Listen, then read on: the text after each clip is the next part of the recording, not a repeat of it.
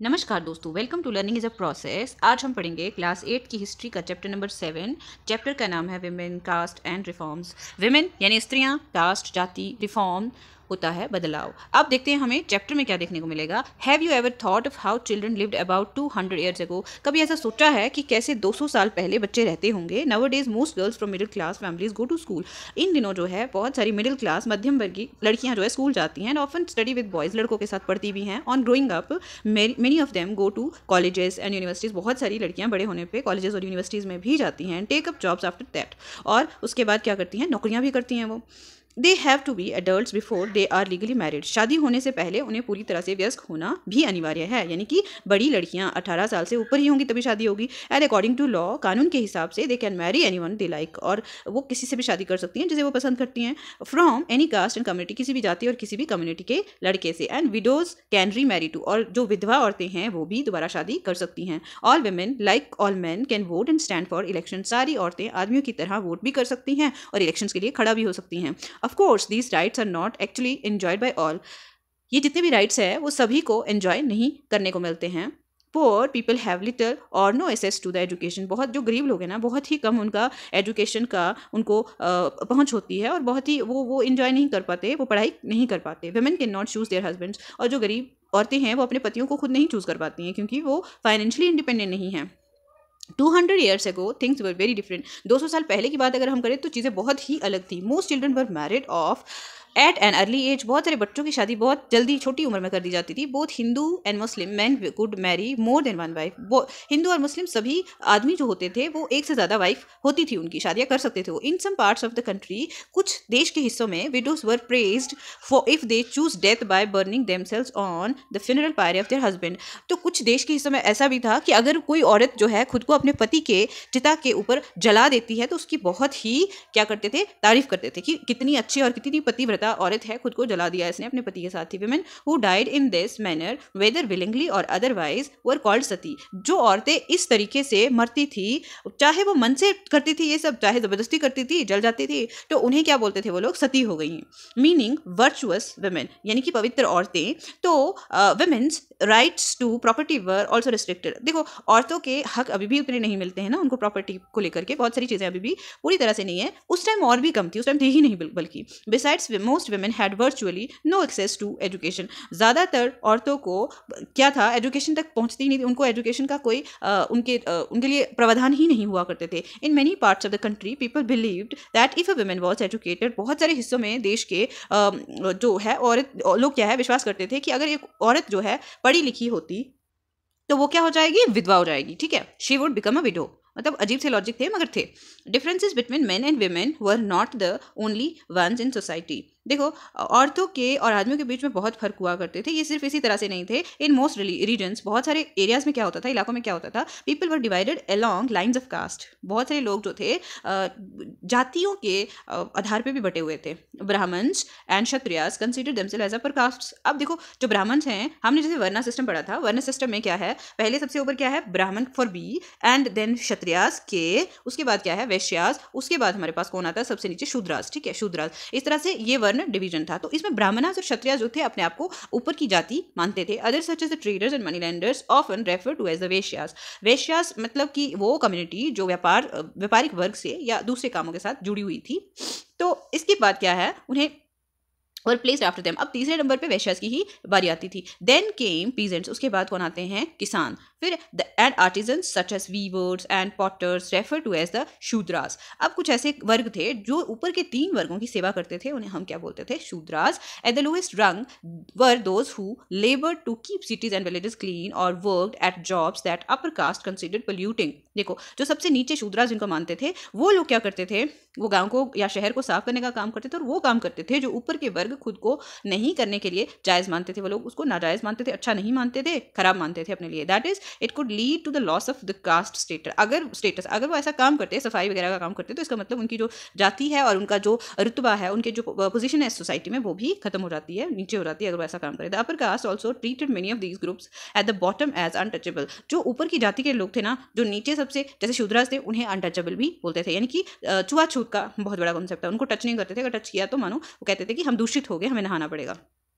They were not allowed to enter temples, उन्हें permission नहीं थी कि वो टेम्पल्स में जाके पूजा करें. Draw water from the wells used by the upper caste, और जो कुएं होते थे जहाँ पे अपर कास्ट के लोग क्या करते थे, पानी लाते थे, वहाँ से इन लोगों को इजाज़त नहीं थी, किनको, शूद्राज को, पानी लाने की. और बेद इन पॉन्ड्स वेयर अपर कास्ट बेद, वहाँ पे वो नहा भी नहीं सकते थे जिस तालाब में अपर कास्ट के ऊपर की जाति के लोग नहाते थे. They were seen as inferior human beings, उन्हें क्या माना जाता था कि वो इन्फीरियर ह्यूमन बींग्स हैं, यानी कि वो नीचे तबके के हैं, वो उनके बराबर के नहीं हैं, इसलिए उनके बराबर वो कोई भी काम नहीं कर सकते. Over the 19th and 20th centuries many of these norms and perceptions slowly changed. Let us see how this happened. देखो 19वीं और 20वीं शताब्दी के समय में बहुत सारे नियम, बहुत सारी जो विचारधाराएं थी वो धीरे धीरे बदलती गई. उन्हें हम देखते हैं कि कैसे बदलाव आए, ये हमने देखना है. वर्किंग टूवर्ड्स चेंज, बदलाव की तरफ जो काम हुए from the early 19th century की शुरुआत से we find debates and discussions. हमें क्या देखने को मिलता है, डिबेट्स होने लगे. देखो कुछ चीज़ें खराब लगती हैं कुछ लोगों को, तो उसके ऊपर बात करना है, डिस्कस करना है. कुछ किसी को अच्छा लगेगा, किसी को बुरा लगेगा,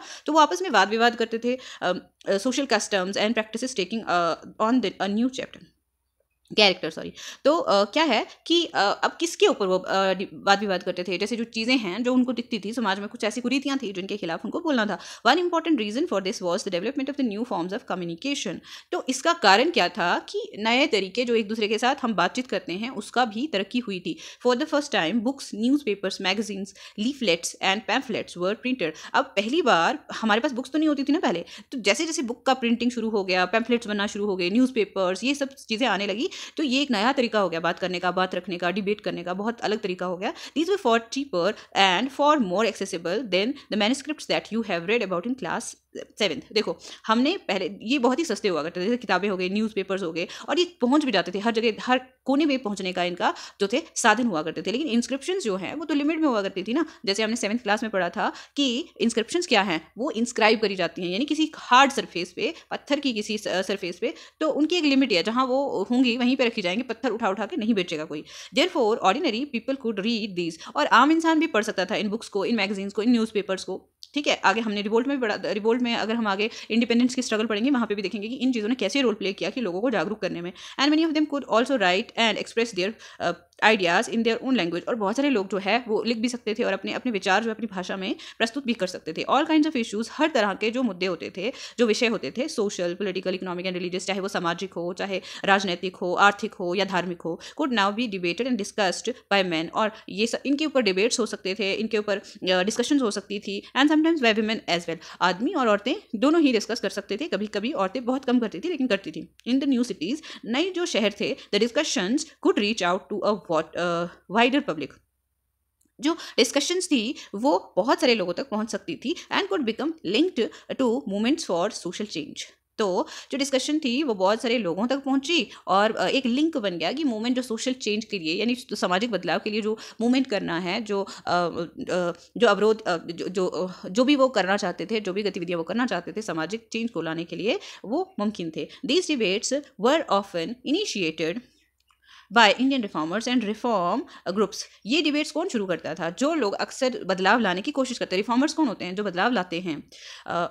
और रिफॉर्म ग्रुप्स होते थे, उनने ग्रुप बनाए थे. जैसे वन सच रिफॉर्मर वॉज राजा राम मोहन रॉय. हमने बहुत ज़्यादा इनके बारे में पढ़ा है, इन्होंने बहुत अपना योगदान दिया. 1772 से लेकर 1833 तक इनका जीवन काल रहा है. He founded a reform association known as the Brahmo Sabha. उन्होंने एक रिफॉर्म एसोसिएशन बनाई थी जिसे क्या बोलते हैं, ब्रह्मो समाज. सबसे पहले ब्रह्मो सभा, उसके बाद उसे ब्रह्मो समाज का नाम दिया गया. इन कैलकाटा में उन्होंने ये बनाया क्योंकि वहाँ के ही ये निवासी भी थे. People such as Ram Mohan Roy are described as reformers because they left that changes were necessary in society. Felt. तो देखो जैसे राजा राम मोहन राय जैसे लोग जो हैं उन्हें रिफॉर्मर या समाज सुधारक क्यों कहा जाता है? क्योंकि उन्हें लगता था उनके हिसाब से कि समाज में जो है बदलाव लाना बहुत ज़रूरी था. And unjust practices needed to be done away with. और जो अवैध, जिसको गैर कानूनी जो प्रैक्टिसेस होती थी, जो चीज़ें होती थी, जैसे सती. तो इस तरह से एक इंसान को जीवित आप जला रहे हो किसी मृत इंसान के साथ. मृत को तो नहीं पता कि मेरे शरीर के साथ क्या हो रहा है, लेकिन जो जीवित है उसको दर्द होगा ना. सभी लोग मरना चाहेंगे क्या? जो जलना नहीं चाहती औरत उसको ज़बरदस्ती जलाया जाता है. तो ये एक गलत चीज़ उनको दिखती थी. तो उन्होंने इन चीज़ों को लेकर के काफ़ी ज़्यादा विचार विमर्श किए. They thought that the best way to ensure such changes was by persuading people to give up old practices and adopt a new way of life. देखो उन्होंने सोचा कि जो चेंज क्या है, अगर बदलाव लाते हैं, बदलाव से क्या होगा, लोगों को पहले तो लोगों को मनाना है ना कि वो क्या करेंगे, अपनी जो पुरानी जो प्रैक्टिसेस हैं, जो हम पुराने कुछ अच्छे काम नहीं हैं हमारे जीवन के, हमारे समाज के, उन्हें छोड़ करके नए कामों को अपनाएं, नए तरीकों को, नया तरीका जीवन का है उसे अपनाएं। ये देखो राजा राम मोहन रॉय जो हैं, ये हैं हमारे राजा राम मोहन रॉय, ठीक है। तो Ram Mohan Roy was keen to spread the knowledge of western education in the country and bring about greater freedom and equality for women। देखो राम मोहन रॉय जो है, उन्हें काफ़ी ज़्यादा औरतों के हित में कार्य करने के लिए माना जाता है, वो प्रचलित थे, हैं भी। और उन्होंने वेस्टर्न एजुकेशन यानी जो पश्चिमी जो एजुकेशन है, पढ़ाई है, उसे अपने देश में लाने की काफ़ी ज़्यादा कोशिश की, और वो चाहते थे कि औरतों को आज़ादी मिले, स्वतंत्रता मिले, और वो भी आदमियों की तरह इक्वल बराबरी के दर्जे पे जीवन को व्यतीत करें। He wrote about the way women were forced to bear the burden of domestic work. उन्होंने लिखा कि कैसे औरतें जो है उन्हें ज़बरदस्ती घर के कार्य का पूरा जो है भार डाल दिया जाता है, उनको करना पड़ता है सारे घर के कार्य, चाहे उनकी इच्छा हो या ना हो। Confined to the home and the kitchen, उन्हें सिर्फ घर में और उनके किचन तक ही जो है सीमित रखा जाता है। And not allowed to move out to be and become educated, उन्हें बाहर जाने नहीं दिया जाता और पढ़ने भी नहीं दिया जाता। Changing the lives of widows, मतलब जो विधवा औरतें होती थी उनके जीवन में बदलाव लाना है। Ram Mohan Roy was particularly moved by the problems widows faced in their lives. उन्हें बहुत दुख होता था राजा राम मोहन रॉय को, जब भी वो औरतों को, विधवा औरतों को देखते थे अपने जीवन में वो परेशानियां झेलती थी। तो he began a campaign against this practice of sati. तो उन्होंने एक कंपेन शुरू किया ताकि वो क्या करें, सती प्रथा को कम उसको इसके ऊपर जो है रोक लगाने की कोशिश करने के लिए लोगों की सहायता ले सकें। Ram Mohan Roy was well versed in Sanskrit. Ram Mohan Roy जो थे अच्छे ज्ञाता थे संस्कृत के, पर्शियन के and several other Indian and European languages. वो बहुत सारे भारतीय और यूरोप की जो भाषाएं उनके ज्ञाता थे, जानते थे। He tried to show through his writing that the practice of widow burning had no sanctions in ancient texts. उन्होंने ये बताने की कोशिश की अपनी लेखनी के द्वारा, लिख करके, कि जो विडो प्रैक्टिस थी इसमें कोई भी सेंक्शन नहीं थे, पुराने एंशिएंट टेक्स्ट में कुछ भी ऐसा नहीं था, कोई पाबंदियां नहीं थी। By the early 19th century, as you have read in chapter 6, many British officials had also begun to criticise Indian traditions and custom. देखो हमने कुछ चैप्टर 6 में पढ़ा था ना कि बहुत सारे जो ऐसे मुद्दे हुआ करते थे, विषय हुआ करते थे समाज के, जिनके ऊपर ब्रिटिशर लोगों ने भी बोलना शुरू किया था, और वो बोलते थे कि ये गलत तरीका है। तो इसमें क्या था कि वो कहते हैं कि पुराने समय में तो कोई रुकावट थी नहीं, लेकिन ब्रिटिशर्स तो अभी रोकने की कोशिश कर रहे हैं ना, क्रिटिसाइज तो कर रहे हैं कि कस्टम ठीक नहीं है हमारे। They were therefore more than willing to listen to Ram Mohan Roy, who was reputed to be a learned man. In 1829 sati was banned. तो इसीलिए जो ब्रिटिशर्स को ये चीज़ें पसंद नहीं थी, उन्होंने भी राजा राम मोहन की बात को सुना, और वो एक बहुत ही अच्छे इंसान थे, बहुत ही उनका सम्मान था, सम्मानजनक इंसान समाज में थे वो। तो इस वजह से उनकी बात सुन करके 1829 में सती का जो है बैन कर दिया गया। बैन करने यानी रोक लगा दी गई कि कोई भी सती प्रैक्टिस नहीं करेगा, किसी भी औरत को जीवित नहीं जलना पड़ेगा अपने पति के साथ। The strategy adopted by Ram Mohan Roy was used by later reformers as well. जो स्ट्रेटेजी, जो तरीका राम मोहन रॉय ने अपना काम करने के लिए किया, दूसरे जो समाज सुधारक थे उन्होंने भी इसी को अपनाया। Whenever they wished to challenge a practice that seemed harmful, जब भी वो चाहते थे, जब भी वो इच्छा करते थे कि ऐसी प्रैक्टिस को वो चैलेंज करने की कोशिश करें जो कि समाज के लिए क्या है, हानिकारक है। चैलेंज करना होता है किसी को, किसी का विरोध करना या किसी को ललकारना। They try to find a words or sentence in the ancient sacred text that supported their points of view। वो क्या करते थे वो लोग, एंशियंट पुरानी जो किताबें हैं उनमें से अपने जो कुछ ऐसे पॉइंट्स निकालने की कोशिश करते थे ताकि वो लोगों को ये बता सके कि जो वो बोल रहे हैं सही बोल रहे हैं, हमारी जो किताबें हैं उसमें लिखा हुआ है ये सब। They then suggested that the practice as it existed at present was against early tradition. तो उन्होंने ये सजेशन दिया कि जो ये प्रैक्टिस है ये शुरुआती दौर के जो हमारे तौर तरीके थे उनके बिल्कुल खिलाफ है। हमारे शुरुआती दौर का जो तौर तरीका था जीवन का, ऐसा नहीं था, वहाँ पे कहीं पे भी सती मेंशन नहीं थी। अभी एक सीन दिखाया गया है, देखो हुक स्विंगिंग फेस्टिवल। ये एक स्विंगिंग मतलब लटक के एक फेस्टिवल मनाया जाता था, यानी त्यौहार। In this popular festival devotees underwent a peculiar form of suffering as part of ritual worship. यहाँ पे लोगों को जो भक्त होते थे ना उनको दर्द सहना पड़ता था। ये एक रिचुअल हुआ करता था, प्रैक्टिस हुआ करती थी पूजा करने की। With hooks pierced through their skin they swung themselves on a wheel. उनकी चमड़ी में उनको हुक को चिपका दिया जाता था और फिर उनको क्या करना होता था, लटकना होता था इसके साथ। जैसे दिखा रहे हैं ना, इधर दिखा रहे हैं, देखो कैसे लटके हुए हैं ये। तो ये उनकी चमड़ी के बीच में से हुक जोड़ी हुई है। तो अब क्या होता है, In the early 19th century, when European officials began criticizing Indian customs and rituals as barbaric, this was one of the rituals that came under attack. देखो ये भी एक रिचुअल था, वो बोलते थे कि बारबरिक यानी कि जो असभ्य हैं, जंगली हैं, अनसिविलाइज्ड हैं, वो चीज़ें भारतीय लोग करते हैं, क्योंकि ये प्रैक्टिसेस जो कुछ प्रैक्टिसेस इतनी इनह्यूमन और दर्दनाक हुआ करती थी। देखो आप किसी इंसान को चमड़ी में हुक लगा के डाल दो और फिर उसे लटकाओ और उसको लटकना है, उसके ऊपर झूलना है, ये एक रिचुअल है, ये आपका रिवाज है। कैसा रिवाज है? ये दर्द नहीं होगा किसी इंसान को। तो इस तरह से वो लोग क्या करते हैं, क्रिटिसाइज करने की कोशिश करते हैं। अब देखो हम यहाँ पे देखें, we first tie them down to the pipe. पहले हम क्या करते हैं, उनको बांधते हैं ढेर के ऊपर। फिर Rammohun Roy published many pamphlets to spread his ideas. बहुत सारे पैम्फलेट्स उन्होंने पब्लिश किए, यानी कि उनको निकाला, तो वो अपनी बातों को, अपने विचारों को रखने के लिए ये सब करते थे। Some of these were written as a dialogue between the advocate and critics of the traditional practice. तो डायलॉग, कुछ तो डायलॉग लिखते थे, यानी कि बातें लिखते थे वो, कुछ जो किसके बीच में होती थी, जो उस प्रैक्टिस को एडवोकेट कर रहा है, यानी उसकी हिमायत कर रहा है, उसको मानने की कोशिश कर रहा है, उसकी तरफदारी कर रहा है, और दूसरी तरफ से ऐसे इंसान के डायलॉग होते थे जो उसको क्रिटिसाइज कर रहा है, जो उसको गलत ठहराने के लिए बता रहा है। Here is one such dialogue on sati. Sati के ऊपर भी एक ऐसा डायलॉग है। एडवोकेट ऑफ सती, जो सती को मानने वाले लोग हैं, वो क्या कहते हैं, women are by nature of inferior understanding. वो कहते हैं कि जो औरतें हैं ये क्या है, इन्फीरियर होती हैं, समझ के मामलों में कम होती हैं, without resolution unworthy of trust. कसम वादों के बिना ये इन्हें हम विश्वास नहीं कर सकते, इनके ऊपर हम ट्रस्ट भी नहीं कर सकते। Many of them on the death of their husband become desirous of accompanying them. तो बहुत सारी जो औरतें हैं वो अपने पति की डेथ के ऊपर, मृत्यु के ऊपर, वो खुद को उनके साथ जलाने को तैयार हो जाती हैं, but to remove every chance of their trying to escape from the blazing fire. लेकिन उनको आग में ना जाने से बचकर भागने से बचाने के लिए क्या करते हैं हम, in burning them we first tie them down to the pile. पहले हम उनको क्या करते थे, बांध देते हैं ढेर के साथ, जो लकड़ियाँ जहाँ चिता होती है वहाँ बांध देते हैं ताकि वो भाग ना पाएँ। अगर पहले तो वो बोलती हैं कि हम चली जाएं, लेकिन डर के मारे अगर वो भागना भी चाहें, ना भाग पाएँ, इसके लिए हम उन्हें बांध देते हैं। ओपोनेंट्स ऑफ सती, अब इसके खिलाफ जो लोग बोलते हैं वो क्या कहते हैं, when did you ever afford them a fair opportunity of exhibiting there natural capacity. तो ओपोनेंट बोलता है कि कब तुमने ऐसा मौका दिया उन लोगों की कि वो अपनी काबिलियत तुम लोगों को दिखा पाएँ, क्योंकि तुम उनको घर से बाहर निकलने नहीं देते, छोटी एज में शादी करा देते हो, घर की जिम्मेदारियों में डाल देते हो, कभी तो उनको मौका ही नहीं मिला ऐसा सब करने का। How can you accuse them of want of understanding. तो कैसे तुम उनके ऊपर इल्ज़ाम लगा सकते हो कि उनमें समझ नहीं है, वो कम है समझ में हमसे। If after instructions in knowledge and wisdom a person can not comprehend और retain what has been taught him.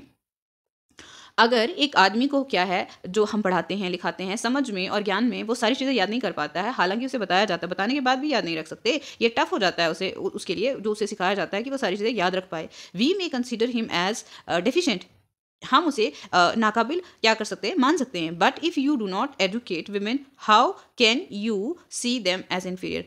अगर पढ़ाने के बाद आदमी कुछ नहीं कर पा रहा है तो हम उसे कम इंसान यानी कमज़ोर इंसान मान सकते हैं, कमी है उसमें। लेकिन एक औरत को जब पढ़ा ही नहीं रहे हो, बिना पढ़ाए तुम कैसे बोल सकते हो कि वो तुमसे कम है या इन्फीरियर है। For instance one of the most famous reformers Ishwar Chandra Vidyasagar use the ancient text to suggest that widows could remarry. देखो ईश्वर चंद्र जो है बहुत बड़े पुराने समय की जो बुक्स होती थी उनके बारे में ज्ञान रखने वाले इंसान थे, काफ़ी बड़े ज्ञाता थे वो, और उन्होंने उन्हीं किताबों का इस्तेमाल करते हुए ये समझाया कि जो विडो है, जो विधवा औरत है, वो दोबारा शादी कर सकती है। His suggestions was adopted by British officials।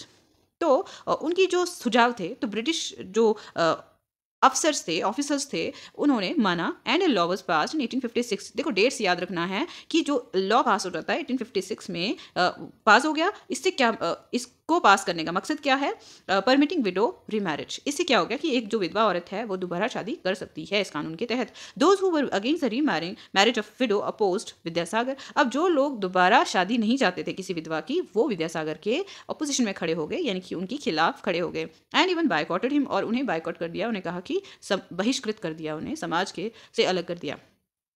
By the second half of the 19th century, the movement in favor of widow remarriage spread in other parts of the country।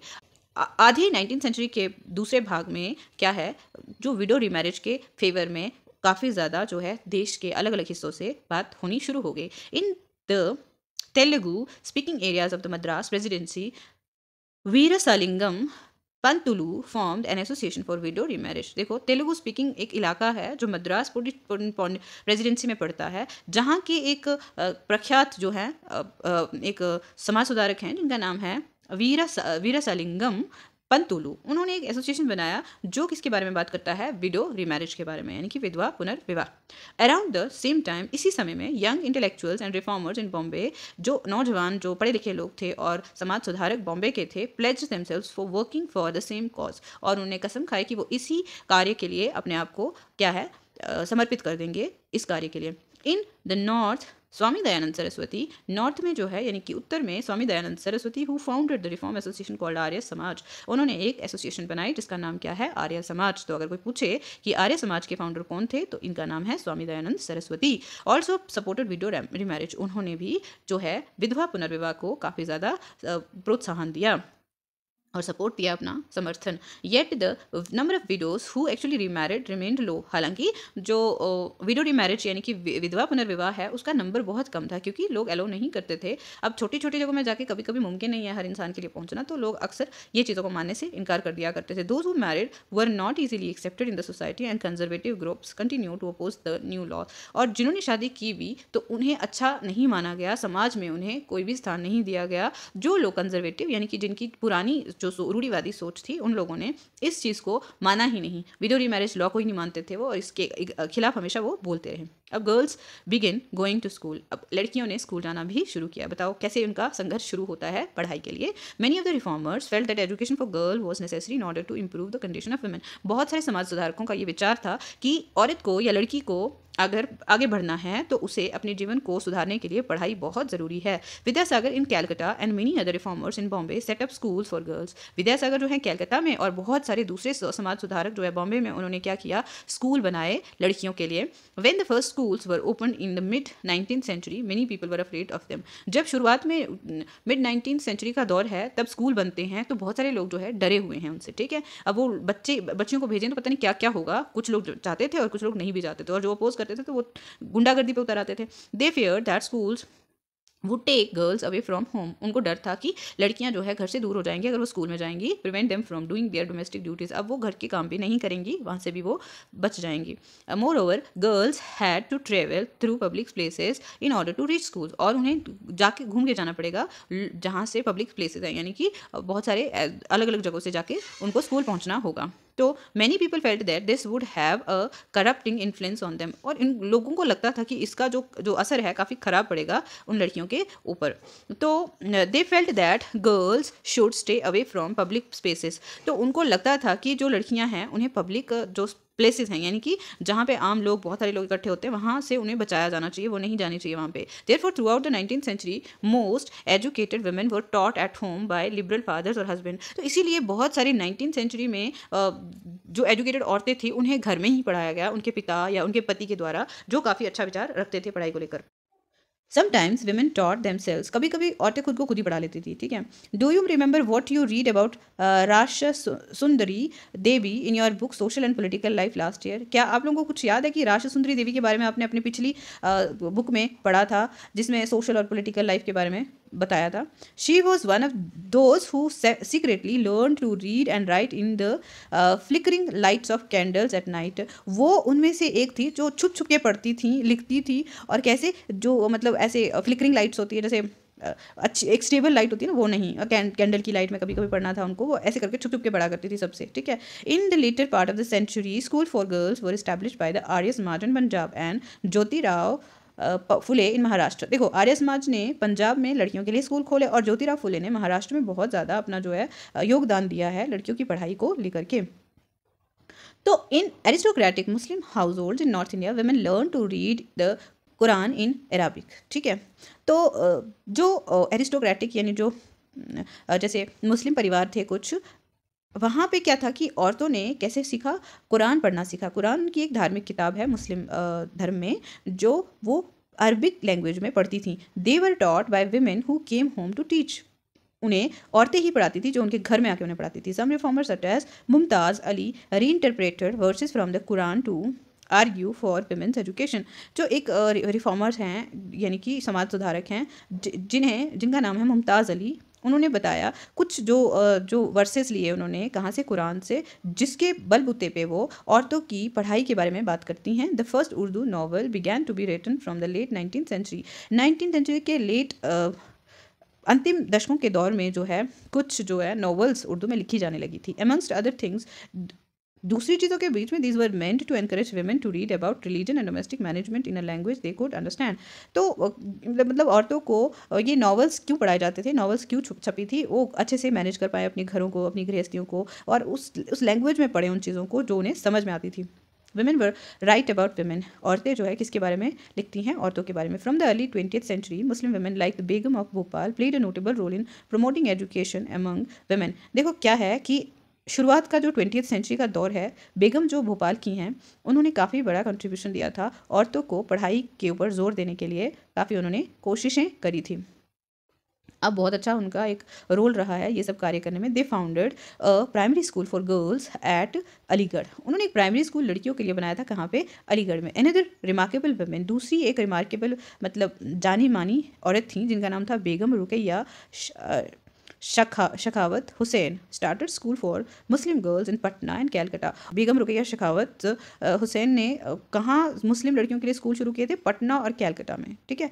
तो she was a fearless critic of conservative ideas, arguing that religious leaders of every faith accorded an inferior place to women। वो एक बहुत ही निडर किस्म की औरत थी और वो काफ़ी रूढ़िवादी विचारों के खिलाफ बोलने वालों में से थी।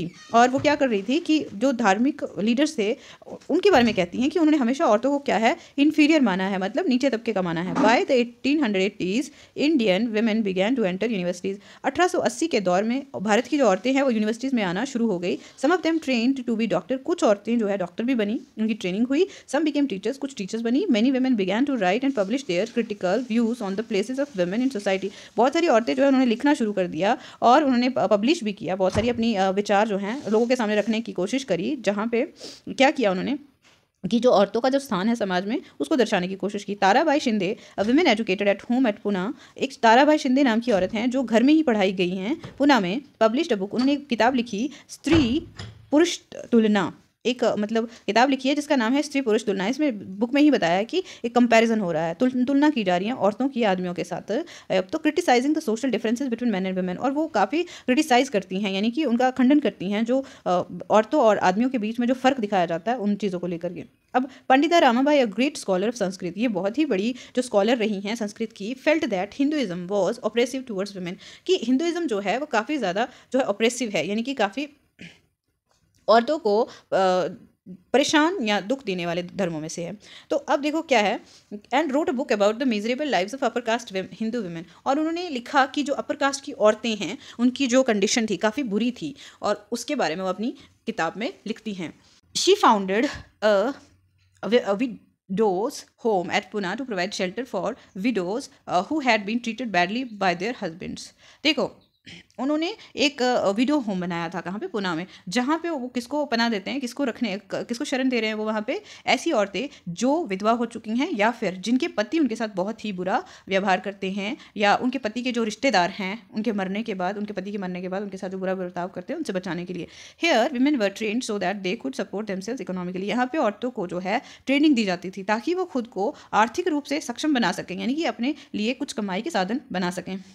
नीडलेस टू से all this more than alarmed the Orthodox. देखो इस वजह से जो ऑर्थोडॉक्स है वो तो उनको तो बहुत ही झटका लगा, यानी ऑर्थोडॉक्स जो रूढ़िवादी पुरानी विचारधारा के लोग हैं कि भाई औरतें कैसे बाहर निकलेंगी और काम करेंगी। For instance many Hindu nationalist felt that the Hindu women were adopting western ways and that this would corrupt Hindu culture and erode family values. तो बहुत सारे जो हिंदू नेशनलिस्ट थे वो ये बोलते थे कि जो हिंदू औरतें हैं वो पश्चिमी सभ्यता के तरीकों को अपना रही है, जिसकी वजह से जो है हमारा जो हिंदू धर्म का जो कल्चर है तो वो क्या हो जा रहा है, खराब हो जाएगा और करप्ट हो जाएगा, और साथ में जो परिवार की जो वैल्यूज़ हैं, मान्यताएं हैं, वो खत्म होती जा रही हैं। Orthodox Muslims were also worried about the impact of these changes, और जो रूढ़िवादी मुस्लिम लोग थे वो भी काफ़ी ज़्यादा इस चीज़ को लेकर के चिंतित थे कि ये बदलाव औरतों के लिए तो अच्छा है पर हमारे लिए खराब हो जाएगा, परिवार सिस्टम जो है बिगड़ जाएगा। As you can see by the end of the 19th century women themselves were actively working for reform। जैसे हम लोग देख सकते हैं कि 19वीं शताब्दी के अंत होते होते औरतें जो है बहुत ही अच्छे तरीके से बदलाव के लिए काम करती हुई नजर आती हैं। दे रोट बुक्स, उन्होंने किताबें लिखी, एडिटेड मैगजीन्स को एडिट करा उन्होंने, फाउंडेड स्कूल्स, और स्कूल भी बनाए, एंड ट्रेनिंग सेंटर्स और सेंटर्स जहाँ पे ट्रेनिंग दी जाती थी औरतों को, and set up women's association, और औरतों के लिए एसोसिएशन भी बनाई। From the early 20th century 20वीं शताब्दी के शुरुआत से they form political pressure groups to push through laws for female suffrage. तो उन्होंने प्रेशर ग्रुप भी बनाए ताकि उन्हें जो वुमेन वुमेन सफरेज का राइट मिले, यानी कि राइट टू वोट भी उन्हें दिया जाए। इसके लिए उन्होंने प्रेशर ग्रुप भी बनाना शुरू किया। सोचो कितनी अवेयरनेस अब आने लगी औरतों के बीच में। And better health care and education for women, और अच्छा जो है हेल्थ केयर हो, यानी कि अच्छा उनका जो स्वास्थ्य की सुविधाएं उपलब्ध हों, पढ़ाई हो औरतों के लिए। Some of them joined various kinds of nationalist and socialist movement from the 1920s। बहुत सारी औरतों ने जो है 1920 से लेकर क्या किया है, बहुत नेशनलिस्ट मूवमेंट को भी ज्वाइन किया था। In the 20th century, leaders such as Jawaharlal Nehru and Subhash Chandra Bose lent their support to the demand for greater equality and freedom for women। देखो 20वीं शताब्दी के दौर की बात है, कुछ लीडर जैसे कि जवाहरलाल नेहरू जी हैं, सुभाष चंद्र बोस हैं, उन्होंने काफ़ी ज़्यादा समर्थन दिया कि जो औरतों को है बराबर का दर्जा मिलना चाहिए और उन्हें भी पूरी स्वतंत्रता मिलनी चाहिए। Nationalist leaders promise that there would be full suffrage for all men and women after independence. देश प्रेमी थे, देशभक्त थे, उन्होंने ये वादा किया था, प्रॉमिस किया था, वचन दिया था कि जो औरतें होंगी, स्त्रियां होंगी, स्वतंत्रता के बाद उन्हें पूरी तरह से आदमियों के बराबर ही वोट देने का हक मिलेगा। तो however till then they asked women to concentrate on the anti British struggle। हालांकि तब तक उन्होंने औरतों को किसके ऊपर स्ट्रगल करने के लिए बोला, किसके ऊपर ध्यान देने के लिए, कि जो ब्रिटिश है, हम लोग जो स्ट्रगल कर रहे हैं उसके ऊपर ध्यान दें, ताकि जो है ब्रिटिशर्स को भगाया जा सके हमारे देश से। अब देखो, once a women's husband had died, ये किसने लिखा है, ताराबाई शिंदे की। तो वो क्या लिखती हैं कि isn't women's life as dear to her as yours is to you. तो कहती हैं कि तुम एक औरत को जब जलाते हो अपने पति के साथ, क्या उसकी ज़िंदगी उसके पति की तरह ही इम्पॉर्टेंट नहीं है क्या? जब तक वो जीवित है उसे कोई जला रहा है क्या? ज़बरदस्ती उसको नहीं जलाते तुम, तो औरत को क्यों जला रहे हो? It is as if women are meant to be made of something different from men altogether, made from dust, from earth or rock or rusted iron, whereas you and your lives are made from the purest gold। ऐसा लगता है कि जो औरत का जो शरीर है, या तो वो किसी मिट्टी से या फिर पत्थरों से बना हुआ है जिसकी कोई ज़्यादा वैल्यू नहीं है, लेकिन तुम्हारा शरीर क्या है, सोने का बना हुआ है जिसकी वैल्यू बहुत ही ज़्यादा, प्योर सोने की वैल्यू की तरह बहुत ही ज़्यादा है। You are asking me what I mean once a woman's husband has died, what is the in store for her। देखो, वो कह रही है कि जब उसके पति की डेथ हो जाती है एक औरत की, तो क्या होता है, the barber comes to shave all the curls and hair off her head. उसके साथ अलग अलग ऐसे ऐसे बर्ताव किए जाते हैं जिससे उसे अपने जीवन से क्या है, अब नफरत होने शुरू हो जाए। तो ऐसा क्यों कि अब नहीं आ जाएगा, तुम्हारे पति की मृत्यु होगी तो उसके सारे बाल जो हैं काट दिए जाएंगे। And hair off her just to cool your eyes, अपनी आंखों को संतुष्ट करने के लिए, खुश करने के लिए तुम ऐसा करते हो। She is shut out from going to weddings, अब उसे रोक लगा दी जाती है कि तुम कहाँ नहीं जाओगी, शादियों में नहीं जाओगी, रिसेप्शंस, किसी की रिसेप्शन में नहीं जाओगी, एंड अदर ऑस्पिशियस ओकेजन, और कोई भी अच्छा मौका होगा वहाँ पे तुम नहीं जाओगी। That married women go to, जहाँ पे एक शादीशुदा औरत जाया करती हैं। And why all these restriction, और क्यों ये सारी पाबंदियाँ हैं? Because her husband has died, क्योंकि उसके पति की डेथ हो गई है। शी इज़ अनलकी, और वो बदकिस्मत है। Ill fate is written on her forehead, उसके माथे पे जो है बदकिस्मती लिखी हुई है। ये बताना चाह रहे हो तुम। Her face is not to be seen, उसका मुंह जो है नहीं देखा जाना चाहिए। It is a bad woman, और ये एक बुरी चीज़ है कि सुबह सुबह क्या है ना, उन्होंने ये चीज़ें देखी। जब उन्होंने देखा कि औरतों के साथ इतना बुरा बर्ताव होता था, जब भी उनके पति की मृत्यु हो जाती थी तो उनको कहीं जाने नहीं देना है, ना उनको कुछ करने देना है, ना किसी भी अच्छे मौके पे बैठने देना है। कहीं सुबह अगर निकल रहे हो तो एक विधवा औरत का मुंह देख के ना निकलो, क्योंकि मनुष्य है वो, उसने अपने पति को खा लिया है। देखो, एक औरत है, एक बच्ची है जो 18 साल की भी नहीं है, अभी 12-13 साल की लड़की की शादी एक 40 साल के आदमी के साथ करा दो, तो वो लड़की मुश्किल से 20-22-25 साल की होगी तो उसके पति की डेथ हो जाती थी। ऐसे में वो लड़की कैसे मनुष्य हो जाती थी उस आदमी के लिए, या उन लोगों के लिए जिन्होंने पहले ही उसके साथ शुरुआत में ही गलत किया है। लॉ अगेंस्ट चाइल्ड मैरिज की बात करते हैं हम यहाँ पे।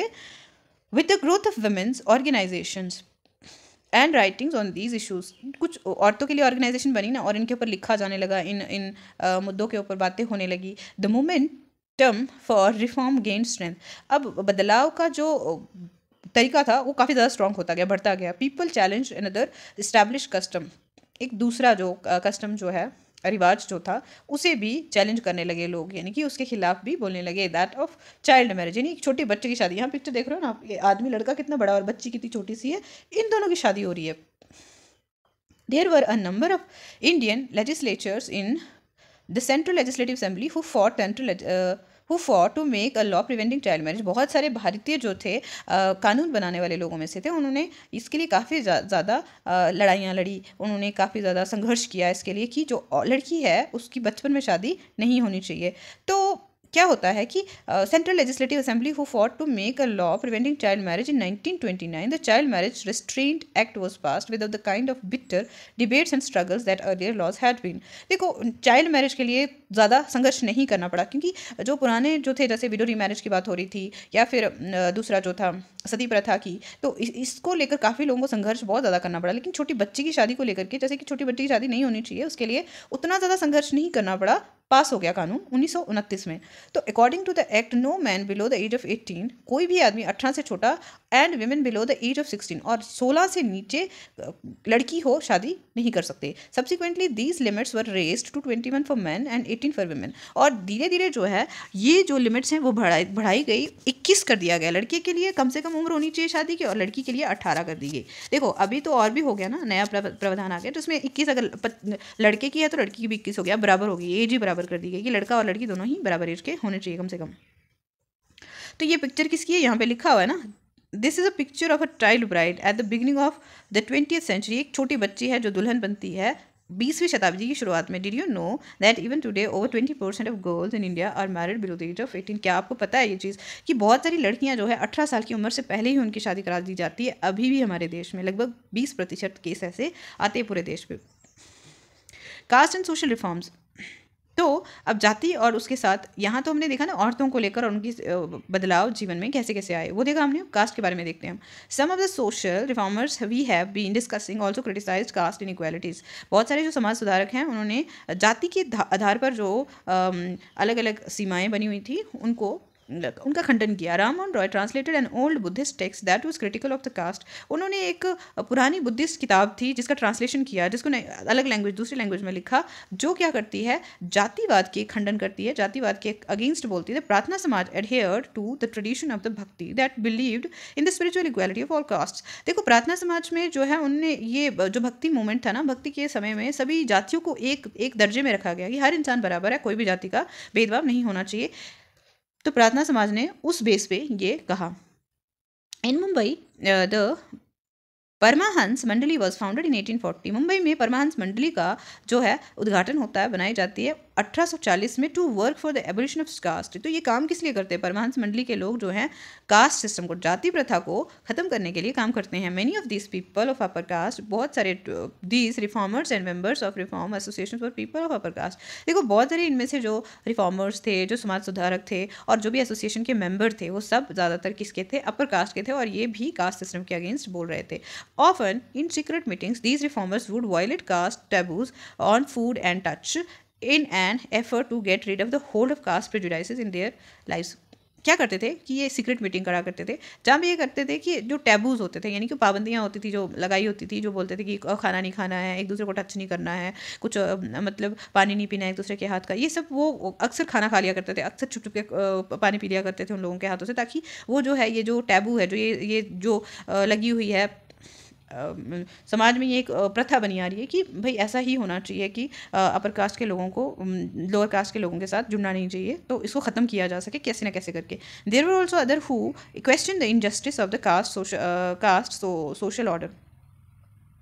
और दूसरे कुछ लोग थे जो क्वेश्चन करते थे, मतलब कास्ट के आधार पर, जाति के आधार पर जो है इनइक्वालिटीज़, इनजस्टिस, जो नाइंसाफ़ी हुआ करती थी अक्सर लोगों के साथ कास्ट के आधार पर। During the course of the 19th century, 19वीं शताब्दी के दौर की बात है, Christian missionaries began setting up schools for tribal groups and lower caste children. तो क्रिश्चियन मिशनरीज जो थे उन्होंने स्कूल सेट करना शुरू कर दिया, स्कूल शुरू कर दिया बनाना, जो किसके लिए बनाते थे? वो ज़्यादातर आदिवासी लोगों के लिए, ट्राइबल लोगों के लिए, या फिर नीची जात के लोगों के लिए। यहाँ पे लोग बच्चे जाया करते थे। These children were thus equipped with some resources to make their way into a changing world. तो इन बच्चों को कुछ ऐसी चीज़ें सिखाई गई जिससे वो कि दुनिया को बदलने की ताकत की तरफ जा सके, या बदलने का नज़रिया देख सके। देखो पढ़ाई एक ऐसी चीज़ है जिससे इंसान की सोच इंप्रूव होती है, चीज़ें समझ में आती हैं, और जिसकी वजह से इंसान जो है बदलाव के लिए सोच भी सकता है। At the same time the poor began leaving their village to look for job that were opening up in the cities। देखो उसी समय क्या हो रहा था, गरीब लोग जो थे अपने गांव को छोड़ रहे थे ताकि वो शहरों में कोई काम कर सकें, वहाँ पे काम ढूंढ सके। There was work in the factories that were coming up. तो फैक्ट्रीज जो बन रही थी, अंग्रेज़ों के द्वारा बनाई गई थी, वहाँ पे काम हुआ करता था। And jobs in many municipalities, और म्यूनसिपैलिटीज़ का जो डिपार्टमेंट है जहाँ साफ सफाई का कार्य करते हैं, तो ये इस डिपार्टमेंट में भी अक्सर काम हुआ करते थे। Think of the new demands of labour देखो नई डिमांड्स थी। अब हर एक डिपार्टमेंट में हर एक जगह पे कहीं ना कहीं काम के लिए इंसानों की ज़रूरत थी। ड्रेन्स हैड टू बी डग। अब जो है नालियाँ बनाई जानी थी, रोड्स बनाए जाने थे, बिल्डिंग्स कंस्ट्रक्टेड, घर बनने थे, एंड सिटीज क्लीन, और शहरों को साफ भी किया जाना था। This required Coolidge, diggers, carriers, brick layers, sewage cleaners, sweepers, palanquin bearers, rickshaws, pullers, where did this labor come from? देखो इस जब जब शहर बसने लगे तो ज़रूरतें भी थी ना वहाँ पे। कभी किसी को रोड बनाने की ज़रूरत है, वो खुदाई की ज़रूरत है, सामान ढोने वाले की ज़रूरत है, एक जगह से दूसरी जगह ले जाने के लिए ड्राइवरों की ज़रूरत है, फिर सफाई करने वालों की ज़रूरत है।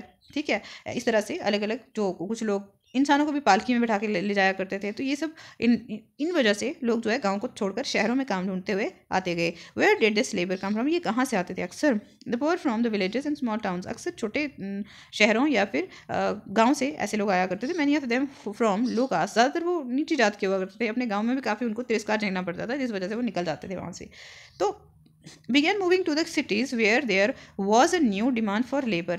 जहाँ पे क्या होता था, वो ऐसी शहरों में जाते थे जहाँ ज़रूरत होती थी काम वालों की। some also went to work in plantations in Assam। कुछ लोग तो जहाँ पे जैसे वो चाय का बागान लगाया करते थे ना आसाम में, वहाँ पे, या फिर मॉरिशस जैसे था, त्रिनिदाद में एंड इंडोनेशिया में, अलग अलग जगहों पे काम करने के लिए जाते गए लोग। Work in the new location was often very hard. दूसरी जगहों पे जब काम करना पड़ता था काफ़ी मुश्किल हुआ करता था। But the poor the people from low caste saw this as an opportunity. लेकिन जो गरीब थे, जो नीची जाति के लोग होते थे, वो अक्सर इसको अपने लिए एक मौका समझते थे, अपने लिए एक अपॉर्चुनिटी मानते थे, to get away from the oppressive hold that upper caste land owners exercise over their lives and the daily humiliations they suffered. तो वो अपने आप को एक मौके के, इस चीज़ को मौके के तौर से देखते थे कि वो बच भी जाते थे किससे, जो वहाँ के गांव के ज़मींदार हुआ करते थे, जो उनके ऊपर अलग अलग तरह के अत्याचार किया करते थे। उनसे बचने का भी एक तरीका उनको ये समझ में आता था। Who could produce shoes? अब शूज़ कौन बनाता था? Leather workers have been traditionally held in contempt since they work with dead animals which are seen as dirty and polluting। देखो लेदर वर्कर्स को तो उन्हें अच्छा नहीं माना जाता था, ठीक है, काफ़ी नीचा माना जाता था कि वो जानवरों के जो चमड़ी के साथ काम करते हैं, और काफ़ी गंदा काम माना जाता था इसको। During the first world war, लगभग जो प्रथम विश्व युद्ध होता है, however there was a huge demand for shoes for the armies. तो बहुत ज़्यादा डिमांड थी कि आर्मी के लिए जूतों की। Caste prejudice against leather work meant that only the traditional leather workers and shoemakers were ready to supply army shoes, so they could ask for high prices and gain impressive profits। देखो जो शू maker हुआ करते थे, जब demand उनकी बढ़ गई ना काम की, तो अब वो क्या करते थे, वो अब खूब सारे जूते बनाएंगे और खूब सारे महंगे महंगे जूते बेचेंगे, ताकि जो उससे क्या हो जाता था, उनको काफ़ी फ़ायदा होना शुरू हुआ। यहाँ पे लिखा हुआ है ना फिगर 10, तो मदिगास मेकिंग शू बना रहे हैं। मदिगास एक कास्ट है। 19th सेंचुरी आंध्र प्रदेश में ये लोग रहते हैं। Madigas were an important untouchable caste of the present day Andhra Pradesh. अभी भी मदिगास जो है अनटचेबल माने जाते हैं। कहाँ पे? आंध्र प्रदेश में। दे वर एक्सपर्ट्स एट क्लीनिंग हाइड्स, मतलब वो सफाई करते थे अक्सर, जो मरे हुए जानवरों को साफ करना, ये सब, और टैनिंग देम, और उनको क्या करते थे, चमड़ियाँ वगैरह खाल उतारना, ये सब, एंड स्विंग सैंडल और जूते सिलना भी उनका काम हुआ करता था। There were other jobs too, वहाँ पे दूसरे भी कार्य होते थे, जैसे the army for instance offered opportunities, क्या मौके देती थी? Number of Mahar people, Mahar जाति, जैसे हम अपने सबसे बड़े देश के समाज सुधारकों में से एक थे जिनका नाम डॉक्टर BR अम्बेडकर था, वो भी इसी जाति को बिलोंग करते थे। ठीक है, नीचे लिखा है who were regarded as untouchable, इन्हें भी अछूत माना जाता था। Found jobs in the Mahar regiment, और इन्होंने माहर रेजिमेंट में काम भी मिला आर्मी की तरफ से। The father of BR Ambedkar, the leader of Dalit movement, taught at an army school. देखो जो BR अम्बेडकर के पिता थे ना, वो भी एक आर्मी में सर्विस करते थे। BR अम्बेडकर खुद दलित मूवमेंट के लीडर हैं। No place inside the classroom, देखो क्लासरूम में किसके लिए प्लेस नहीं है? In the Bombay presidency as late as 1829, Bombay presidency की बात है लगभग 1829 की। Untouchables were not allowed into even government schools, government school में जो अछूत लोग हैं उन्हें पढ़ने का इजाज़त बिल्कुल भी नहीं थी। When some of them pressed hard for that right, they were allowed to sit on the veranda outside the classroom. तो जब कुछ लोग ज़्यादा ही जोर डालते थे कि नहीं हमें पढ़ना है, तो ऐसे में उनको बाहर, क्लासरूम से बाहर वरांडे में बिठा दिया जाता था, and listen to the lesson, और वो सुन सकते थे लेसन को वहाँ से, विदाउट पोल्यूटिंग, बिना प्रदूषण फैलाए, the room where upper caste boys were taught. तो ऐसे रूम्स में वो नहीं जाना अलाउ था उनको कि जहाँ पे ऊंची जात के बच्चे बैठ के पढ़ते थे। Dublas in Gujarat carrying mangoes to the market, ये जो फोटो दिख रही है ना हमें, ये उन्हीं की है। दुबलाज जो है लेबर्ड फॉर अपर कास्ट, ये लोग अक्सर लैंड ओनर्स के लिए काम करते थे, अपर कास्ट लैंड ओनर्स के लिए काम करते थे। कल्टिवेटिंग देयर फील्ड्स, अपने जो खेतों को के ऊपर खेती बाड़ी करते थे। And working at a variety of odd jobs, अलग अलग दूसरे काम भी करते थे ये at the landlord's house, और लैंड लॉर्ड्स के घर में जो भी वो काम करवाते थे उनको करना होता था। Demands for equality and justice, अब बराबरी और जो है न्याय की जो डिमांड होने लगी वो कैसे होती है? Gradually by the second half of the 19th century people from within the non Brahmin caste began organising movement against caste discrimination. यानी आधे से ज़्यादा 19वीं शताब्दी खत्म होने के बाद क्या होता है, people from within the non Brahmin caste, जो लोग थे नॉन ब्राह्मण कास्ट के, began organising movement against caste discrimination. तो उन्होंने मूवमेंट शुरू कर दिए किसके अगेंस्ट? कास्ट डिस्क्रिमिनेशन के अगेंस्ट, यानी जाति के आधार पर जो भेदभाव होते थे उसके लिए। And demanded social equality and justice, और वो क्या डिमांड करते हैं कि सामाजिक जो है बराबरी होनी चाहिए और क्या होना चाहिए? इंसाफ मिलना चाहिए सबको, है। Satnami movement in central India was founded by Ghasidas who worked among the leather workers and organized a movement to improve their social status। देखो सतनामी मूवमेंट जो है सेंट्रल इंडिया यानी मध्य भारत में शुरू हुआ था, और शुरू किसने किया था? ये घसीदास ने किया था। इसके लीडर्स घसीदास थे, जिन्होंने जो लेदर वर्कर के रूप में काम करते थे, और उन्होंने मूवमेंट शुरू किया कि उनका जो सामाजिक जो स्थान है उसे बढ़ाया जाए, अच्छा बनाया जाए। In eastern Bengal Haridas Thakur Matua sect worked among Chandala cultivate, जो मतुआ जो ईस्टर्न बंगाल की बात हम करते हैं तो हरिदास जहाँ पे ठाकुर के मतुआ सेक्शन वर्कर जो थे वो चंडाला कल्टिवेटर्स के बीच, चंडाल जो होते थे ना उन किसानों के बीच काम करते थे। Haridas question Brahmanical texts that supported the caste system, उन्होंने क्वेश्चन उठाना, हरिदास ने ब्राह्मणों की वो किताबों के ऊपर क्वेश्चन उठाना शुरू कर दिया था जो क्या करती थी? कास्ट सिस्टम को सपोर्ट करती थी। In what way is present day Kerala a guru from इजावा cast. देखो देखो प्रेजेंट डे जो केरला है ना वहाँ के एक गुरु हैं जो इजावा कास्ट के थे, श्री नारायण गुरु उनका नाम था, नारायण गुरु। Proclaim the ideas of unity for his people, तो उन्होंने लोगों को एक करने के जो विचार हैं उनका वो अपने विचार रखे। He argued against treating people unequally on the basis of caste difference, उन्होंने काफ़ी ज़्यादा इसके ऊपर बहस किया कि जो लोग हैं जाति के ऊपर, जाति के आधार पर उन्हें या बराबरी का दर्जा नहीं मिलता है, उसके लिए उन्होंने काफ़ी ज़्यादा संघर्ष भी किया। अकॉर्डिंग टू हिम, उनके हिसाब से क्या था? All human kind belong to the same caste, उनके हिसाब से, किसके? श्री नारायण गुरु के हिसाब से, कि जो हर इंसान की जो जाति है वो बराबर है, यानी कि इंसान है। कास्ट क्या होता है? One of his famous statements was ओरू जाति ओरू मताम ओरू दैवाम मनु शयानु। तो उनका मतलब क्या था इस शब्द का? इन शब्दों का अर्थ क्या है? वन कास्ट, एक जात, वन रिलीजन, एक धर्म, one God for human kind, और एक ही भगवान इंसानियत के लिए उनका मानना था। All this sects were founded by leaders who came from non Brahmin cast, ये जो सेक्ट्स थे ना ये लीडर्स, ऐसे लीडरों ने बनाए थे जो कोई भी ब्राह्मण को बिलोंग नहीं करते थे। एंड वर्कड अमंग्स देम, और उन्होंने काफ़ी काम किया इन चीज़ों को लेकर के। They try to change those habits and practices which provoke the contempt of the dominant caste, उन्होंने ऐसी प्रैक्टिसेस को रोकने की कोशिश की जो कि काफ़ी बढ़ावा देती थी जातिवाद को। They try to create a sense of self esteem among the subordinate caste, उन्होंने एक जो होता है ना आंतरिक सम्मान, जो है आप अपने अंदर एक सम्मान उजागर करने की लोगों के अंदर काफ़ी कोशिश की थी जो नीची जाति के थे। अब गुलामगिरी नाम की एक किताब है, हम यहाँ पे जो फोटो देख रहे हैं ना ज्योतिराव फुले की है। तो one of the most vocal amongst the low caste leader was Jyotirao Phule, जो बहुत समाज सुधारक जैसे लोगों में से एक आते हैं। कौन? ज्योतिराव फुले। अब है बॉर्न इन 1827, का जन्म होता है 1827 में। He study in school set up by Christian missionaries, उन्होंने एक स्कूल में पढ़ाई करी जो क्रिश्चियन मिशनरी ने शुरू किया था। ऑन ग्रोइंग अप, वो बड़े जैसे होते गए, he developed his own ideas about the injustice of caste society, तो उन्होंने अपने एक विचार बनाना शुरू कर दिए थे जो अन्याय होता था किसके? कास्ट बेस्ड सोसाइटी में, जातिवाद से जुड़ा हुआ अन्याय जो था, उनके लिए अपने विचार बनाना शुरू किए। He set up out to attack the Brahmins clan claim that they were superior to other, उन्होंने क्या करना शुरू कर दिया? उन्होंने आक्रमण करना शुरू किया। ऐसा नहीं कि पीटते थे मारते थे जाके, इनकी शब्दों से बोलते थे वो कि भाई ब्राह्मण कैसे सुपीरियर है, उनमें क्या अलग है, जो सिंस दे वर आर्यंस, कि वो खुद को आर्यन मानते थे। Phule argued that the Aryans were foreigners, Phule कहते हैं कि जो आर्यन थे वो विदेशी थे।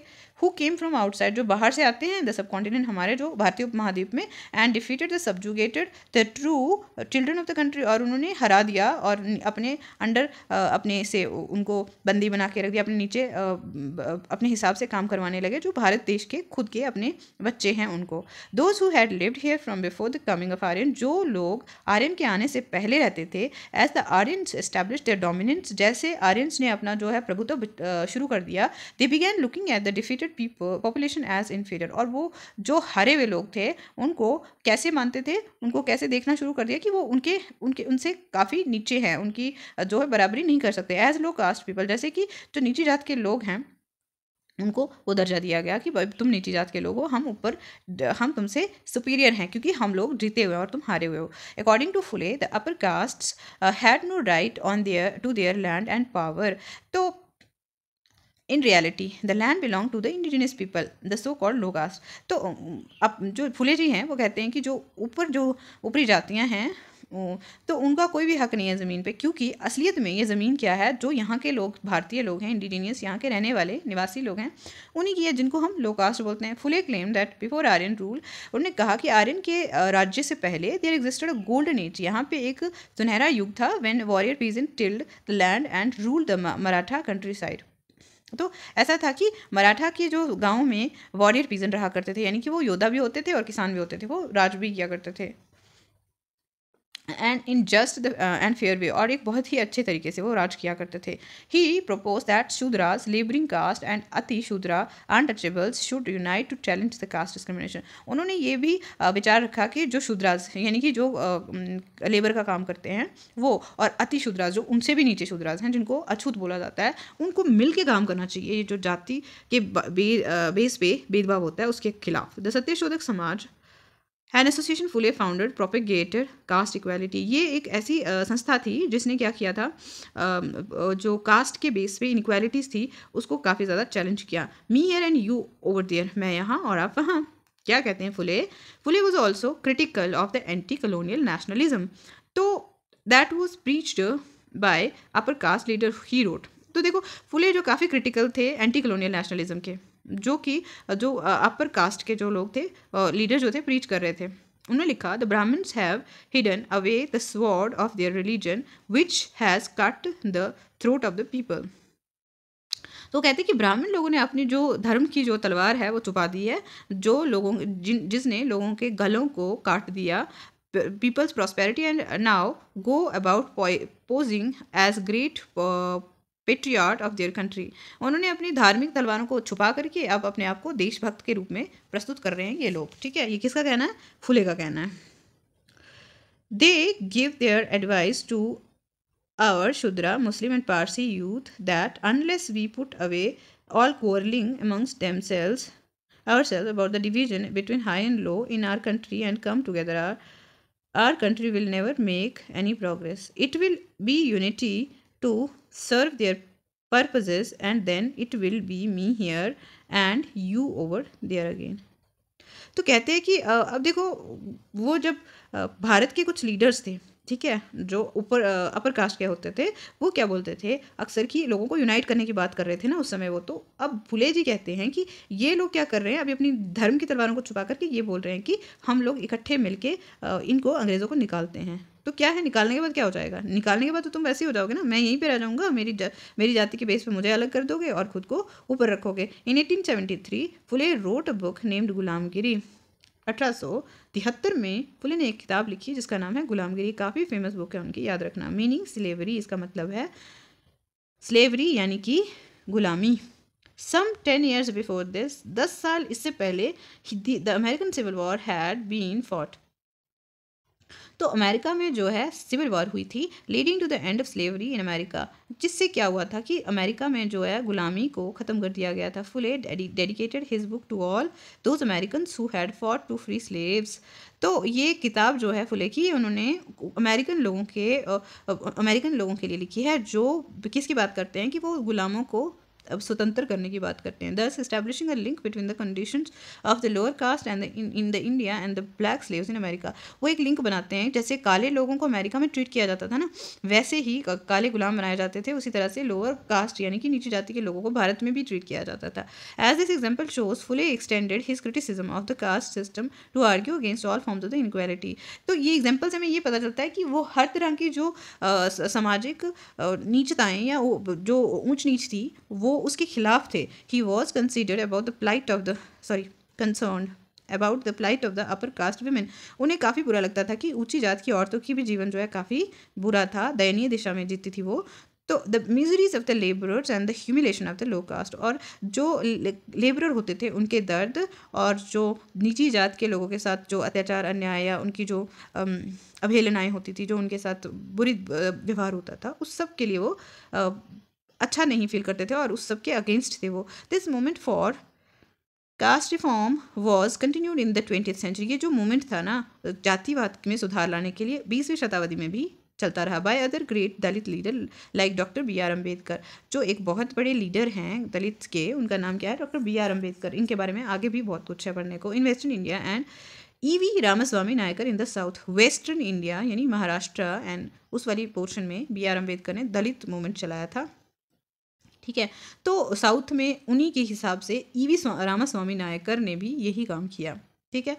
अब देखो यहाँ पे जो पिंक बॉक्स है पर्पल, जो ये कह रहा है we are also human beings, हम भी इंसान हैं। कौन कहता है ये शब्द किसके हैं? इन 1927 अम्बेडकर सर, अम्बेडकर जी कहते हैं we now want to go to the tank only to prove that like others we are also human being. हम पानी के टैंक के पास जाना चाहिए, पानी भरना चाहते हैं ताकि हम भी ये साबित कर सकें कि हम आप लोगों की तरह ही हैं, बाकी इंसानों की तरह ही हैं। Hindu society should be reorganised on two main principle. वो कहते हैं कि हिंदू जो समाज है उसे दो नए तरीकों से रीऑर्गेनाइज किया जाना चाहिए। कैसे? Equality and absence of casteism. जहाँ यहाँ पे सब लोग बराबर हों और कास्ट सिस्टम का जो है ख़त्म हो जाए, कास्ट सिस्टम रहे ही ना। Untouchables were not allowed anywhere near such gateways until the temple entry movement began।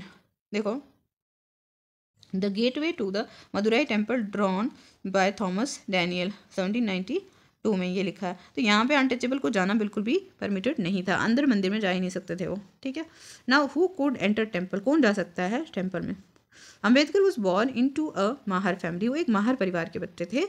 As a child experience what caste prejudices meant in the everyday life. बचपन में उनके साथ काफ़ी ज़्यादा जातिवाद के बेस पे जो है क्या किया गया था, प्रेजुडाइसेस यानी कि पक्षपात की उन्होंने काफ़ी एग्जांपल्स देखी। In school he was force to sit outside, school में उन्हें आउटसाइड द क्लासरूम बिठाया जाता था, ऑन द ग्राउंड, बैठने के लिए कुछ नहीं देते थे। And was not allowed to drink water from tap, और पानी भी नहीं पीने दिया जाता था नलके से उन्हें। And upper caste children use upper caste children use, जो ऊंची जाति के बच्चे यूज़ करते थे ना पानी का नल, उसमें उन्हें पानी पीने नहीं दिया जाता था। After finishing school he got a fellowship to go to the US for higher studies. जब उनका स्कूल खत्म हो जाता है ना, उन्हें एक फेलोशिप मिल जाती है, यानी स्कॉलरशिप मिलता है, जिसके बेस पे वो US में पढ़ने के लिए चले जाते हैं। On his return to India in 1919, जब वो भारत में 1919 में वापस आते हैं, he wrote extensively about upper caste power and contemporary society. उन्होंने लिखा कि जो ऊंची जात की जो ताकत है और जो उस समय का समाज था उसके बारे में। इन 1927 Ambedkar started a temple entry movement. 1927 में उन्होंने मंदिर में एंट्री का मूवमेंट शुरू किया था, in which his Mahar caste followers participated. उनकी माहर कास्ट के जितने भी लोग थे उन्होंने उसमें जो है अपना योगदान दिया, भागीदारी दी। ब्राह्मण priest were outraged when the Dalit used water from the temple tank. देखो, ब्राह्मण जो पंडित थे उन्हें काफ़ी गुस्सा आया था जब दलित लोगों ने टेम्पल के टैंक से जो है पानी इस्तेमाल किया। अम्बेडकर लेड 3 सच मूवमेंट। उन्होंने 3 इस तरह के अलग अलग मूवमेंट शुरू किए थे for temple entry between 1927 and 1935। इस दौरान में 3 मूवमेंट हुए। His aim was to make everyone see the power of caste prejudices within the society. Basically वो चाहते थे कि जो जातिवाद के आधार पर जो पक्षपात था वो कैसे, उसकी ताकत क्या है, वो दिखाना चाहते थे वो लोगों को। द नॉन ब्राह्मण मूवमेंट, अब ये देखो, ये भी एक ऐसे इंसान हैं, यहाँ पे ईवी रामा स्वामी नायकर के बारे में हम पढ़ेंगे। जैसे BR अम्बेडकर वेस्ट में है ना, भारत के पश्चिमी भाग में, उसी तरह से साउथ में ये हैं। नॉन ब्राह्मण मूवमेंट क्या है? In the early 20th century the non Brahmin movement started. शुरुआत की जो 20th सेंचुरी का दौर था, नॉन ब्राह्मण मूवमेंट स्टार्ट हुआ था। तो इसमें क्या था? The initiative came from those non Brahmin caste that had acquired access to the initiative came from who those non-Brahmin castes that had acquired access to the education, wealth and influence. देखो ये जो movement था ना, किसने शुरू किया था? जो अक्सर जिनको क्या था, पढ़ाई मिली थी और उनके पास पैसा था, काफ़ी वो रुतबा अच्छा होता था सोसाइटी में, उनकी काफ़ी अच्छी जगह होती थी। हालांकि वो ब्राह्मण नहीं थे, फिर भी they argue that Brahmins were heirs of Aryan invaders. वो कहते वो ये बात कहते हैं कि आर्यन जो हमलावर थे, जो बाहर से आए थे, अटैकर्स थे, उनके ही ये आगे वंशज हैं। कौन? ब्राह्मण। From the north who had conquered southern land from the original inhabitant of the region. तो कहते हैं कि ये उत्तर से हैं, जो कि दक्षिण में आकर के ज़मीनों को जीतने के बाद खुद को ऊंची जात का बताते हैं। द इंडिजिनियस द्रविडियन रेसेस, तो द्रविडियन जो वहाँ की मूल निवासी हैं, उनके ऊपर उन्हें अपना आधिपत्य स्थापित किया। They also challenge Brahmanical claim to power. तो उन्होंने जो ब्राह्मणिकल जो बताते थे ना कि क्या वो ब्राह्मण्स जो हैं सबसे ऊंचे हैं, तो इस चीज़ को उन्होंने काफ़ी ज़्यादा चैलेंज किया। ईवी रामास्वामी नायकर कौन है ये? और इनका नाम पेरियार, इनको पेरियार भी बोलते हैं।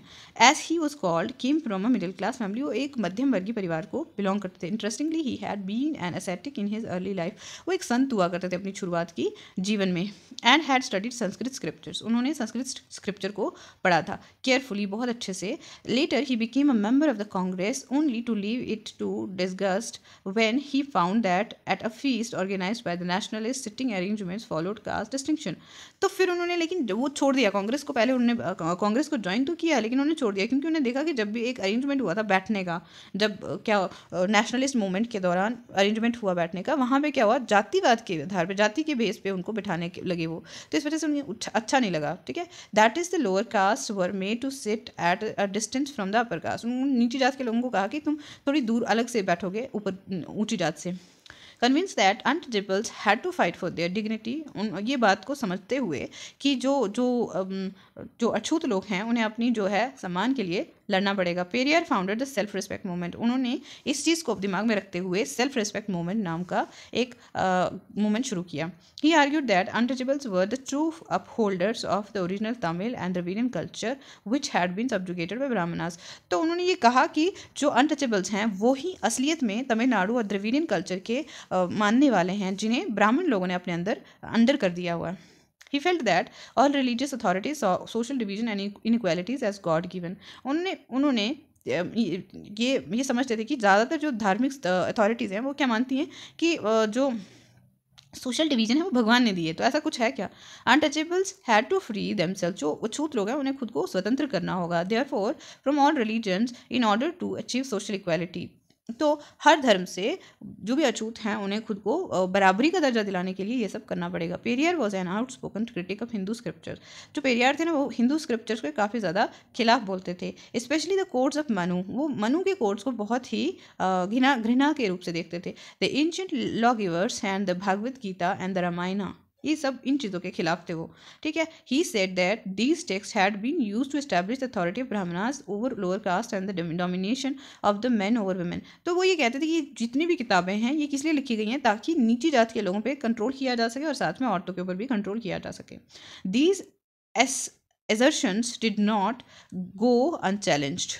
The forceful speeches, writing in moment of lower caste leader did lead to rethinking and some self-criticism amongst upper caste nationalist leaders. देखो ऐसा था कि अब उन्होंने मूवमेंट तो चलाया था, लेकिन इसमें भी तो उन्हें लोगों का अपोजिशन सहना पड़ा। तो अपर कास्ट के लोग कुछ तो दोबारा सोचने लगे क्या ये सच है, और कुछ लोग तो इसके खिलाफ भी खड़े हो गए। ठीक है, but orthodox Hindu society also reacted by founding Sanatan Dharma Sabha and the Bharat Dharma Mahamandal in the north. जो ऑर्थोडॉक्स जो काफ़ी पुराने सोच के लोग थे, उन्होंने दो सभाएं बना दी, एक तो सनातन धर्म सभा, दूसरी है भारत धर्म महामंडल।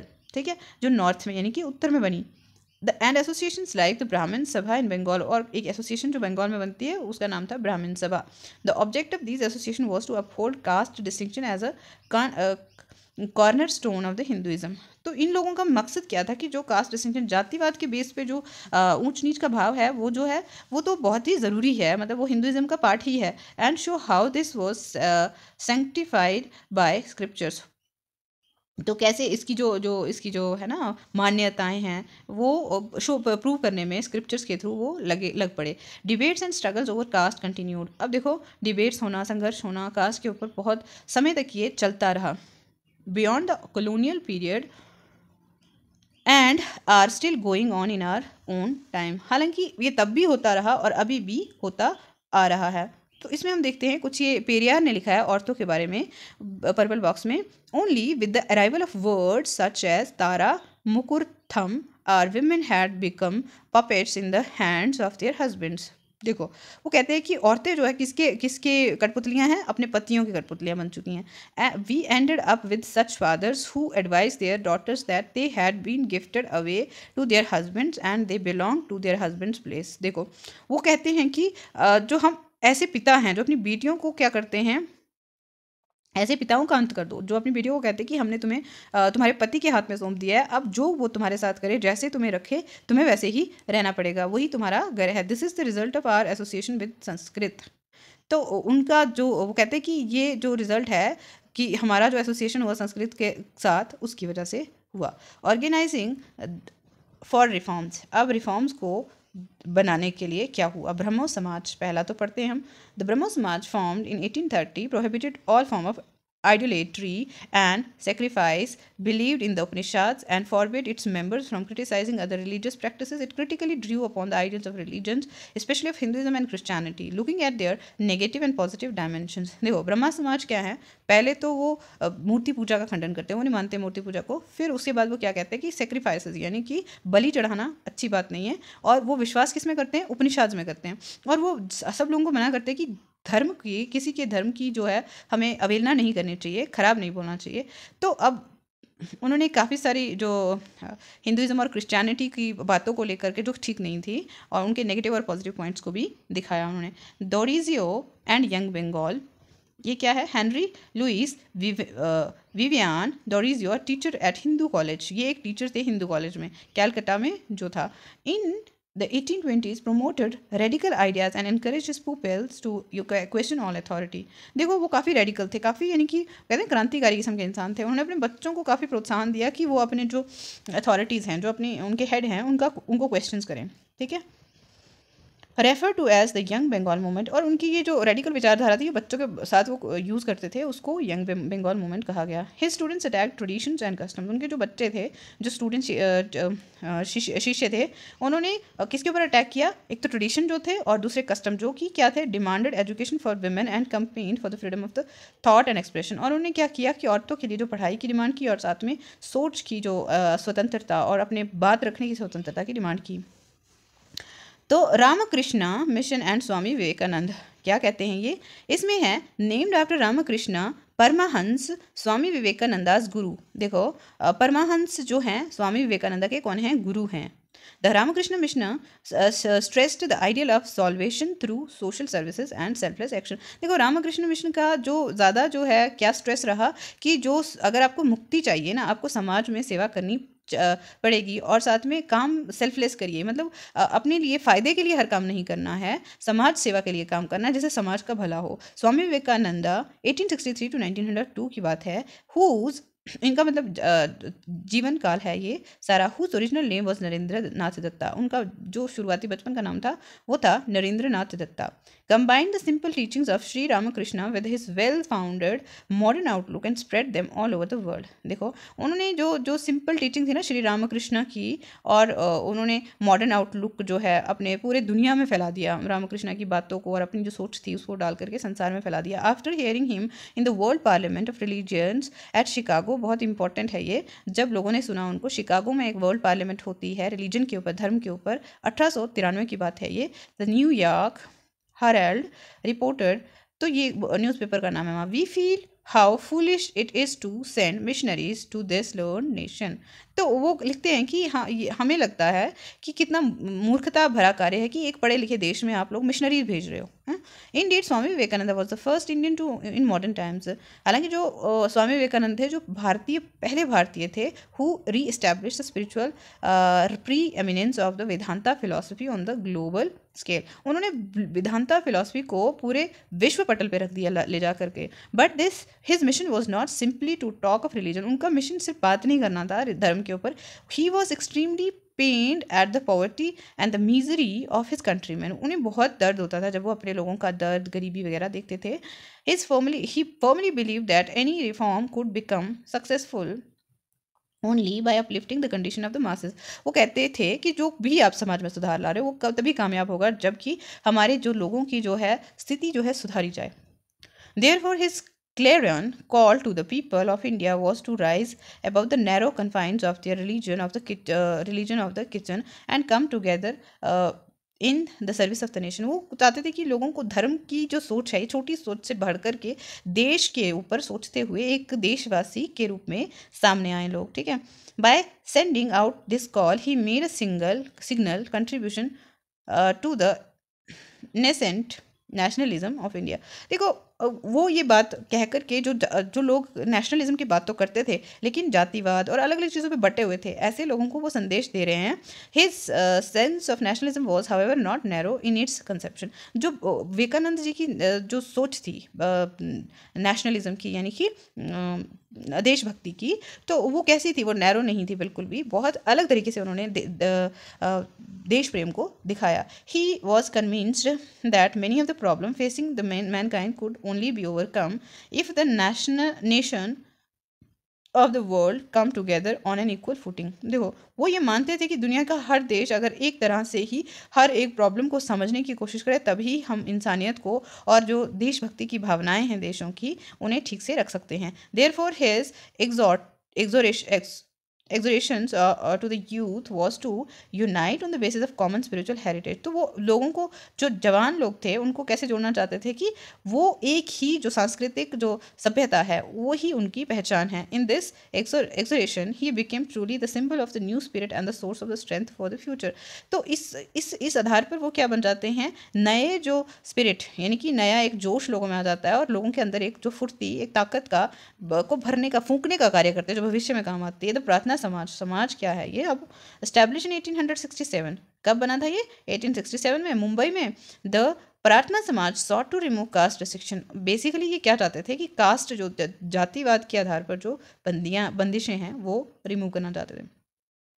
चाइल्ड मैरिज को ख़त्म करना चाहते थे। एनकरेज एजुकेशन ऑफ वुमेन, औरतों की पढ़ाई को बढ़ावा देना। And and the ban on window remarriage. It's religious meetings Drew upon Hindu, Buddhist and Christian text. देखो जो ये रिलीजियस मीटिंग्स करते थे ना, ये कैसे करते थे, ये हिंदू, बुद्धिस्ट और क्रिश्चियन टेक्स्ट को लेकर के पढ़ के उनमें से अच्छी चीज़ें निकाल करके दिखाते थे। द वेदा समाज, ये कौन सा समाज है? स्टैब्लिश्ड इन मद्रास, ये मद्रास में स्टैब्लिश किया 1864 में। द वेदा समाज वॉज इंस्पायर्ड बाय द ब्रह्मो समाज। ये इंस्पिरेशन कहाँ से लिया था इन्होंने? ब्रह्मो समाज से। तो it worked to abolish caste distinction. इन्होंने क्या काम किया कि जो जातिवाद की भेदभाव था उसे ख़त्म करना। एंड प्रमोट विडो रीमैरिज, और औरतों का जो विधवा पुनर्विवाह की बात है वो कराना। एंड विमेंस एजुकेशन, औरतों की पढ़ाई। Its members believed in one God, जो इसके लोग जो मेंबर्स थे वो एक ही भगवान में विश्वास करते थे। They condemned the superstition and rituals of the orthodox Hinduism. उन्होंने जो सुपरस्टिशंस थे और रिचुअल्स थे ऑर्थोडॉक्स हिंदूज़ के, उन्होंने उनकी अवहेलना की, उन्हें नहीं मानते थे वो।